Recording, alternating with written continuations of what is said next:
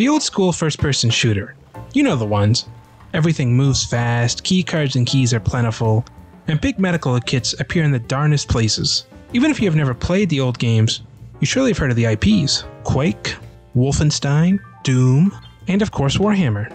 Games Workshop, the creators of Warhammer, sure do love money. They will seemingly lend the IP to anybody for anything. Grand strategy? You got it. RTS? Yes sir. Side-scrolling shooter? You bet. American football? May I introduce you to Blood Bowls 1, 2, and 3? How about a flying game, racing game, or card game? You get the picture. And to be fair, an old school first-person shooter is not that outlandish compared to some other games, so why not? And thus, Auroch Digital's 2023 release, Warhammer 40,000 Boltgun, was born. Is it good? Is it bad? My name's Yuo, and today we see if it's possible to teach an old dog new tricks, or if it's time to go across the Rainbow Bridge.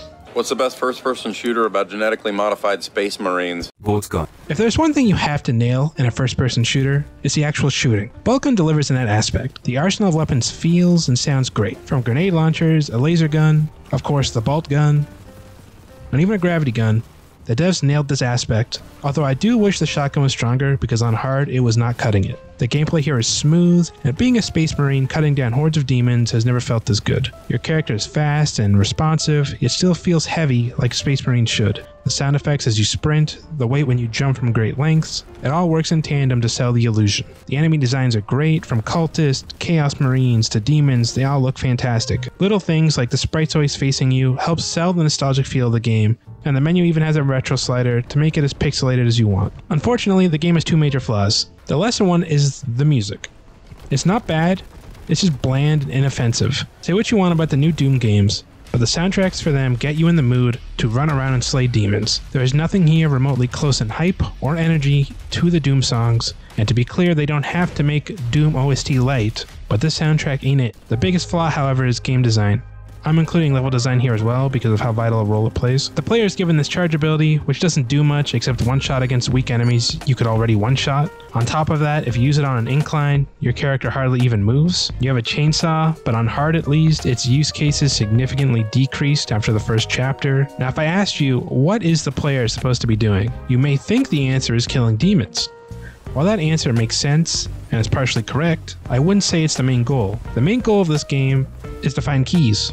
That's what the player is doing. Pretty much every single level is the player finding a key, backtracking, opening a door, doing a purge event, which is just killing a bunch of enemies or a boss, and repeating until the level is over. The main difference between each level is the amount of keys and the amount of purge events the player has to do to finish. It's boring and repetitive, and I know what you're thinking. The old school games did it. What's the problem? The problem is this game came out in 2023 with this tired game loop, and on top of that released very meh levels. The game has 3 chapters, 8 levels per chapter. Most levels in a chapter share the same look. Most levels in a chapter require the player to backtrack multiple times to open doors.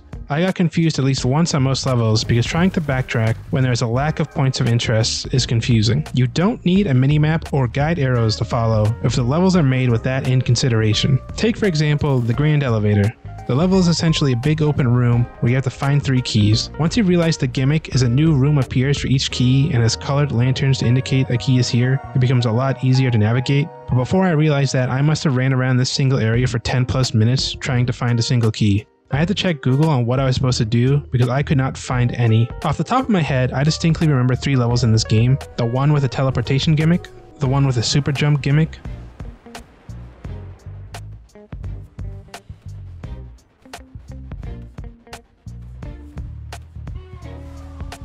and the Grand Elevator. The rest are just similar looking hallways and rooms.